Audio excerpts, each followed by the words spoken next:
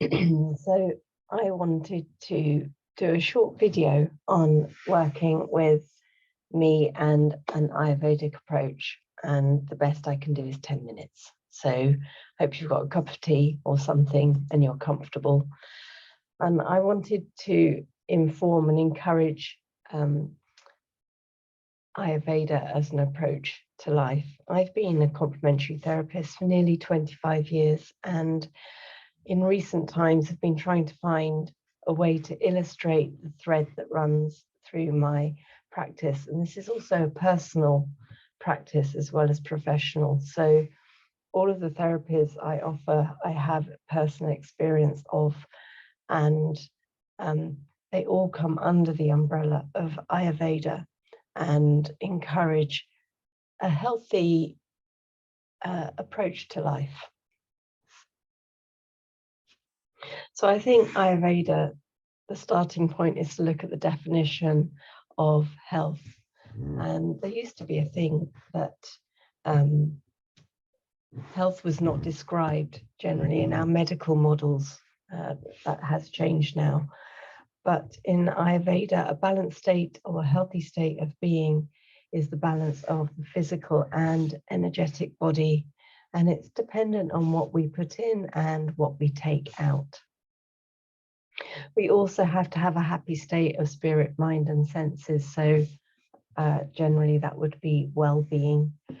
And they can't be pulled apart. We work as an organism, and every part of us needs to have a sense of balance and good working order. So it really is about how we digest life in its entirety. We can become locked into nutrition, but nutrition is everything that comes into the body. Our experiences, our relationships, our learning, our conversations, the environment we're in. And it's reflected in how we experience health. So Ayurveda provides guidance, possibilities, empowerment. It brings a greater sense of self, and it really is an individual approach. It doesn't just call itself an individual approach, it is individual. And also, it's a practice and philosophy. It's a daily process. You're not going to be looking at a 2-week program and then going back to old ways of being. But it's a real way to find the healthiest version of ourselves through self-care, nourishment, and a cultivation of self-awareness. So you need time to explore and try things out and reflect on what works and what doesn't. This isn't about restriction and limitation. It's opening up a space and finding the joy in life and the benefits of looking after ourselves, which are infinite. So you really are looking at prolonging a healthy, good, satisfying life. So some of the benefits: greater clarity and adaptability. The healthier we are, the clearer we feel on all levels. And we're also able to adapt more easily to life. And we have a sense of what nourishes us and what depletes us. And if we feel like we begin to go out of balance, you have a greater, or you have a quicker realization what's going on. But the underlying principle is that if you practice self-care, you will make nourishing choices. So what's my role? You can read all of this stuff in books, magazines, University of Google. The amount of information out there is really helpful, but also overwhelming. So I have a mentoring role, and that role is to provide a safe and therapeutic space. So you might want to talk about some really minor adjustments or explore some deeper seated issues which require unpacking, and we can do that together. So I will actively listen and reflect back what you talk to me about, and question your thinking and ideas and maybe decisions. Translating information that you want to take on board and individualizing it, and encouraging realistic planning. So moving away from standard plans and algorithms, individualizing your practice, and also to provide nuance so that you can increase your awareness, confidence, and your practice, and get to the stage where it just becomes second nature. It's just something you enjoy doing without being challenged by looking after yourself.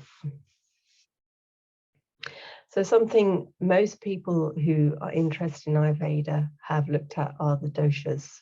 And these are three energies that are within everything that's material within the world. And the Holy Grail could be seen as finding out what is your constitution, which of these doshas dominates within you.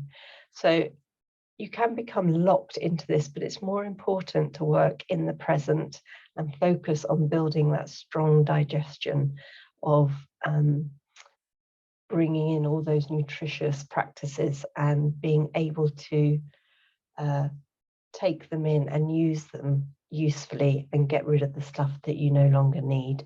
And the doshas have both a daily rhythm, a seasonal rhythm, and a life rhythm. They are constantly changing. So balance is not a fixed state. So what did I want to say? Yeah, so we can work on building your understanding of these doshas and working out day to day, hour to hour, what it is you need, which one tends to go out of balance for you, what tends to be your trigger, or what really feeds you. And another tool we'll use is the 10 pairs of qualities. So there's in Ayurveda, if something is out of balance, you act to bring in the opposite quality.